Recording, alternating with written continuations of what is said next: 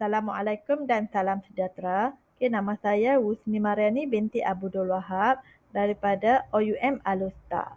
Okay, saya ingin membentangkan satu kajian kes di bawah subjek NBCP 2424 iaitu Clinical Practice Pre-Hospital Care dan Ambulance Service. Okey, pendahuluan Pre-Hospital Care dan Ambulance Service NBCP 2424. Okey, saya telah memilih unit rawatan dan perkhidmatan pra-ambulans PRPA Hospital Bukit Mertajam iaitu selama 2 minggu.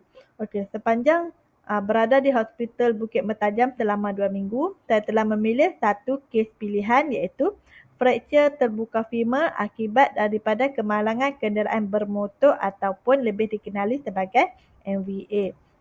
Okey, seperti yang diketahui umum, kadar kes kemalangan jalan raya adalah sangat tinggi berlaku di Malaysia dengan purata kes maut di jalan raya adalah sekitar 7,000 hingga 8,000 orang setahun.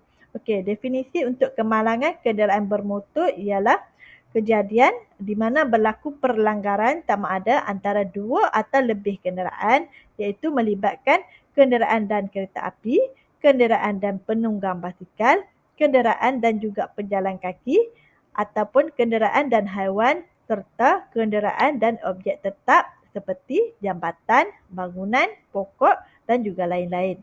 Okey, untuk pembentangan kajian kes ini, pengambilan sejarah data demografi, nama pesakit ialah Nuriah Az-Zahra, berumur 16 tahun, jantina perempuan serta berbangsa Melayu.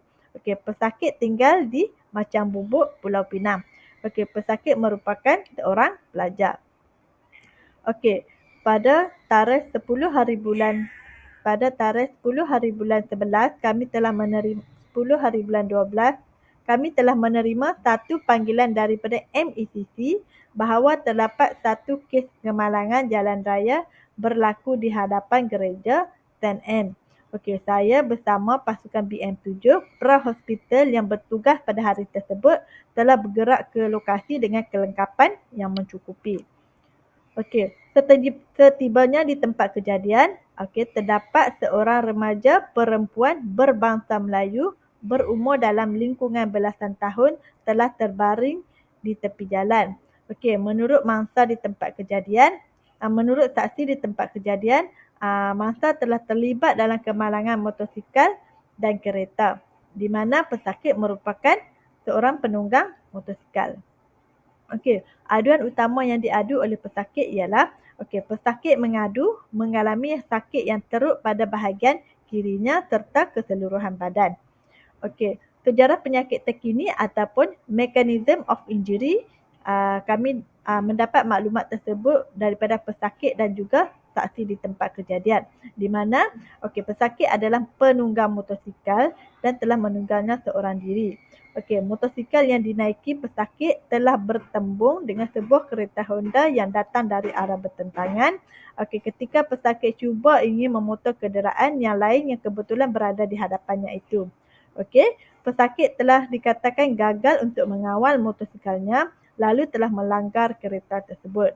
Okey, menurut saksi di tempat kejadian, topi keledar yang dipakai oleh pesakit masih lagi utuh walaupun selepas pesakit jatuh daripada motosikalnya.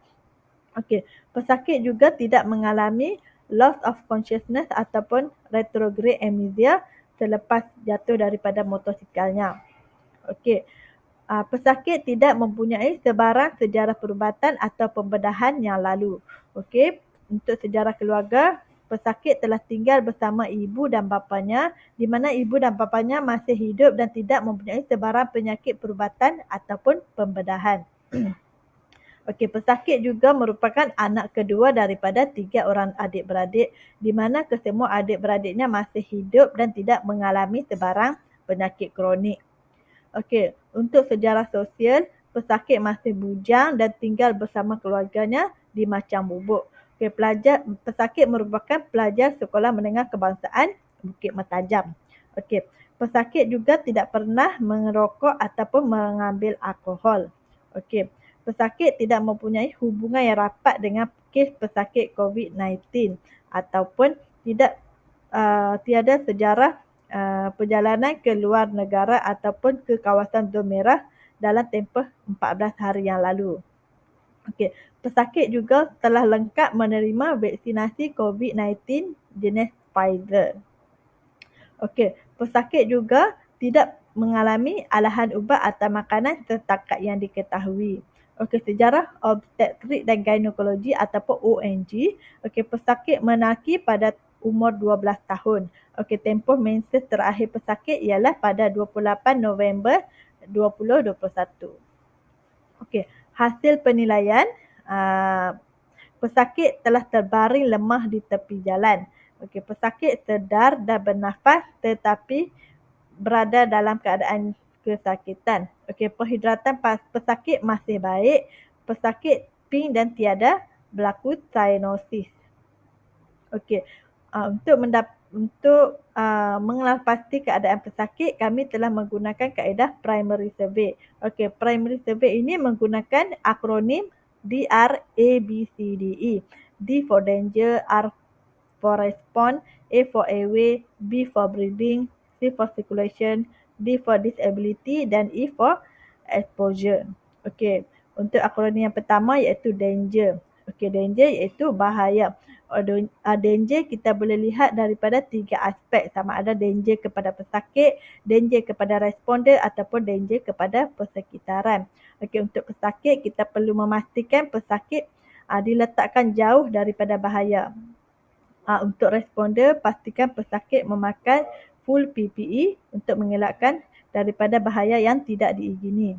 Dan seterusnya persekitaran. Pastikan persekitaran untuk di lokasi kejadian adalah selamat. Okey, setelah semuanya selamat dan jauh daripada bahaya, kita boleh teruskan dengan respon. Okey, untuk respon kita menggunakan kaedah AVPU. Okey, alert, verbal, pain ataupun unconscious. Okey, untuk pesakit ini, pesakit adalah alert dan sedar sepenuhnya di mana pesakit dapat memberikan tindak balas yang sesuai, berorientasikan masa, orang dan juga tempat dengan betul. Okey, seterusnya ialah airway, iaitu saluran pernafasan dan cervical collar. Okey, untuk kes trauma, airway dia akan datang bersama cervical collar. Okey, airway pesakit ini ialah bersih dan pattern. Tiada tanda-tanda berlaku sekatan saluran pernafasan. Okey, sekatan saluran pernafasan merupakan salah satu keadaan yang boleh mengancam nyawa. Selain itu, kami telah melakukan palpasi pada trakea pesakit. Okey, tiada trachea deviation dikesan. Okey, seterusnya ialah breathing ataupun ventilasi. Okey, pada bahagian ini, ia akan memberi gambaran kepada keadaan yang boleh mengancam nyawa pesakit. Okey, seperti yang kata tadi, kita mempunyai 6 keadaan yang boleh mengancam nyawa pesakit ataupun life threatening condition. Okey, yang pertama ialah airway obstruction. Airway obstruction selalunya akan dikenal pasti pada bahagian airway dan tension pneumothorax, open chest wound, massive hemothorax, tracheobronchoartery injury yang dahulunya ialah flail chest serta cardiac tamponade akan dikenal pasti pada bahagian breathing ataupun ventilasi. Okey, pada bahagian ventilasi, kami telah menggunakan teknik IPPA iaitu inspeksi, palpasi, perkusi dan auskultasi. Okey, untuk inspeksi, pada pesakit ini kami tidak melihat tiada sebarang kesakitan. Untuk inspeksi, tiada sebarang kecederaan dan kecacatan dikenal pasti untuk pesakit tersebut. Okey, pergerakan dinding dada pesakit juga adalah simetri. Okey, untuk palpasi, tiada crepitus dan tiada emphysema dikesan. Okey, seterusnya ialah perkusi. Okey, pesakit menunjukkan bunyi resonan. Okey, seterusnya yang terakhir ialah auskultasi. Yang dengan menggunakan stetoskop, kami mendapati kemasukan udara ke dalam paru-paru pesakit adalah simetri. Selain itu, tiada kedengaran bunyi rongkai ataupun krepitasi. Okey, seterusnya ialah chest spring pesakit ini adalah negatif. Okey, pesakit juga tiada menunjukkan sebaran tanda-tanda yang menunjukkan pesakit sedang mengalami keadaan yang mengancam nyawa ataupun life threatening condition. Okey, seterusnya ialah sirkulasi ataupun circulation. Okey, untuk kes trauma juga ia adalah sedikit berbeza dengan kes medical di mana circulation akan datang bersama kontrol for hemorrhage ataupun mengawal pendarahan. Okey, perkara yang penting ialah vital sign. Okey, vital sign pesakit ini ialah untuk tekanan darah 113 per 69 merkuri, kadar nadi pesakit 92 denyutan seminit, kadar pernafasan 22 per minit, suhu pesakit pula ialah 36.7 darjah Celsius. Okey, SpO2 pesakit 98% under room air. Okey, pesakit memberikan skor kesakitan sebanyak 8. Okey, kami juga membuat CRT dan menunjukkan kurang daripada 2 saat. Dan kulit pesakit masih lagi suam dan pink. Dan kelihatan pink dan tidak berlaku cyanosis. Okey, yang kedua ialah mencari punca pendarahan. Okey, punca pendarahan boleh berlaku daripada dada, daripada abdomen, daripada pelvic dan juga daripada tulang panjang. Okey, punca pendarahan yang banyak boleh menyebabkan berlakunya renjatan hypovolemic. Okey, untuk pesakit ini kami telah mengenal pasti pesakit mempunyai punca pendarahan daripada tulang panjang, iaitu pesakit dicaki mempunyai fracture terbuka pada bahagian tulang femur. Okey, tulang femur merupakan salah satu daripada tulang panjang. Okey, seterusnya untuk mengenal pasti punca pendarahan, kami telah melakukan inspeksi pada bahagian kaki kiri pesakit tersebut dan terdapat deformiti, hematoma dan luka dengan pendarahan yang aktif pada kaki kiri tersebut. Okey, palpasi pula kami telah mendengar bunyi krepitasi. Okey, seterusnya ialah pelvic spring pesakit ini adalah negatif. Okey, untuk disability iaitu bahagian D, DCS pesakit adalah 15/15. Okey, saiz pupil adalah sama iaitu 3 mm dan reaktif kepada cahaya. Okey, saiz pupil yang normal ialah 2 hingga 4 mm. Okey, untuk exposure ataupun pendedahan dengan mengekalkan suhu badan normal. Okey, exposure penting untuk membuat penilaian lengkap serta memeriksa bahagian badan yang lain. Okey, pesakit telah didedahkan secara berperingkat ataupun part by part, iaitu mendedahkan sebahagian-bahagian atas dahulu, kemudian mendedahkan pada bahagian bawah pula. Okey, hal ini penting untuk menjaga maruah pesakit, mengelakkan hipotermia serta mengelakkan hipotermia. Pada peringkat ini juga kami telah melakukan load roll untuk memeriksa pada bahagian belakang pesakit. Okey. Seterusnya diagnosis klinikal. Okey, diagnosis klinikal boleh terbahagi kepada 3 untuk kes ini, iaitu pengambilan sejarah. Yang pertama, pengambilan sejarah. Yang kedua, pemeriksaan fizikal dan tanda vital. Dan yang ketiga akan disahkan melalui pemeriksaan radiografi setelah tiba di hospital. Okey, untuk pengambilan sejarah pesakit, penting untuk mengetahui aktiviti semasa kejadian. Contohnya seperti bersukan, kerja di tempat tinggi ataupun sedang memandu. Untuk kes ini, pesakit dikatakan sedang menunggang motosikal. Okey, seterusnya ialah daya magnitude yang dikenakan. Sama ada tinggi ataupun rendah. Okey, daya magnitude yang tinggi boleh menyebabkan kecederaan yang teruk berlaku. Kecederaan yang lebih teruk berlaku berbanding daya magnitude yang rendah. Okey, selain itu untuk daya magnitude yang sederhana pada golongan muda mungkin boleh hanya menyebabkan terseliuk. Namun untuk orang tua dengan daya magnitude yang sama telah menyebabkan kepatahan. Hal ini menunjukkan berkemungkinan patah patologi telah berlaku.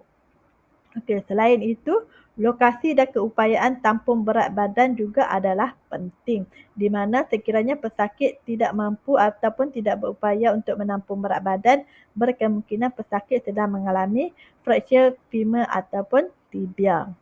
Okey, untuk pesakit ini tidak mampu untuk menampung berat badannya sendiri dan kami telah mengesyaki pesakit tersebut mengalami fraktur femur pada bahagian femur. Okey, seterusnya ialah pemeriksaan fizikal dan tanda vital. Okey, untuk pemeriksaan fizikal, kami melakukan dengan dua kaedah iaitu inspeksi dan palpasi. Okey, inspeksi kami telah mendapati terdapat luka serta pendarahan yang agak aktif, hematoma pada bahagian kaki kiri pesakit. Okey, bentuk kaki kiri pesakit juga adalah deformity. Okey, untuk palpasi, sekiranya kedengaran bunyi crepitus ataupun merasai pada hujung tulang fraktur, pesakit mungkin mengalami kepatahan sama ada secara terbuka ataupun tertutup. Okey, untuk kes ini kami telah melakukan palpasi dan kedengaran bunyi crepitus serta merasai hujung tulang fraktur pada bahagian kaki kiri pesakit. Okey, yang seterusnya ialah pemeriksaan radiografi. Okey, pemeriksaan radiografi selalunya akan dilakukan setelah tiba di hospital untuk tujuan pengesahan lokasi serta jenis kepatahan yang mungkin dialami oleh pesakit. Okey, pesakit ini telah mengalami kepatahan terbuka pada bahagian kirinya semasa kami melakukan pemeriksaan radiografi di hospital. Okey, untuk diagnosis perbezaan yang mungkin dialami oleh pesakit ini ialah pesakit mungkin mengalami fraktur terbuka femur, fraktur tibia ataupun dislokasi femur. Okey, setelah pelbagai ujian diagnostik dilakukan, pesakit dikatakan mengalami fraktur terbuka femur iaitu diagnosis tepat. Okey, pengurusan untuk pesakit ini ialah pemberian oksigen 15 liter per minit menggunakan high flow mask. Okey, menurut kajian, pesakit trauma wajar menerima aliran oksigen yang sesuai. Okey, seterusnya ialah kami melakukan pemasangan cervical collar kerana pesakit mengalami impak yang kuat akibat daripada kejadian tersebut. Okey, seterusnya ialah pemantauan kadar oksigen yang berterusan dengan menggunakan SpO2. Seterusnya ialah kami telah memasang dua kanula yang besar bersaiz 18 gauge pada kedua-dua bahagian tangan pesakit. Okey, hal ini penting untuk membantu memberi cairan normal selain kepada pesakit. Okey, memberi cairan normal selain pesakit adalah sekurang-kurangnya 1 hingga 2 liter 1 hingga 2 liter. Ia penting untuk menggantikan cairan darah atau cairan badan yang hilang serta elakkan penjatan hipovolemik daripada berlaku. Hal ini jelas pesakit mengalami pendarahan yang agak aktif pada bahagian kaki kirinya. Okey, seterusnya untuk pengurusan kesakitan pada bahagian kaki pesakit, kami telah memberikan pesakit IM Voltaren 75 mg. Okey, selain itu, lain-lain ubatan yang kami telah berikan kepada pesakit ialah IV Transdermic Acid 1 gram. Okey, menurut guideline yang terbaru, kita pasukan pra-hospital dibenarkan ataupun disarankan untuk memberi IV Transdermic Acid 1 gram kepada pesakit yang mengalami pendarahan yang aktif. Ia penting untuk membantu dalam mengawal pendarahan. Okey, seterusnya ialah kami telah melakukan tekanan langsung ataupun direct pressure pada bahagian luka pada kaki kiri pesakit yang aktif itu. Okey, dengan tekanan langsung pada bahagian luka itu, pendarahan telah berhenti. Selain itu, selepas melakukan tekanan langsung pada bahagian luka itu, kami telah melakukan imobilisasi dan memasang splinting pada bahagian kaki kiri pesakit. Okey, melakukan imobilisasi dan memasang splinting pada bahagian kaki kiri pesakit adalah penting untuk mengurangkan kecederaan, mengurangkan kesakitan dan menghentikan pendarahan pada pesakit. Selain itu, kami juga telah memasang spinal board pada pesakit kerana pesakit mengalami impak yang sangat kuat akibat daripada kejadian itu. Selain itu, memasang spinal board kepada pesakit juga membantu memudahkan transportasi pesakit ke dalam ambulans dan seterusnya ke hospital. Dan yang terakhir, kami telah menyelimutkan pesakit dengan blanket yang tebal untuk mengelakkan pesakit mengalami kesejukan. Okey, umumnya pesakit yang mengalami kejadian trauma boleh mengalami kesejukan akibat daripada kehilangan darah yang banyak. So, menyelimutkan pesakit akan membantu memanaskan badan pesakit.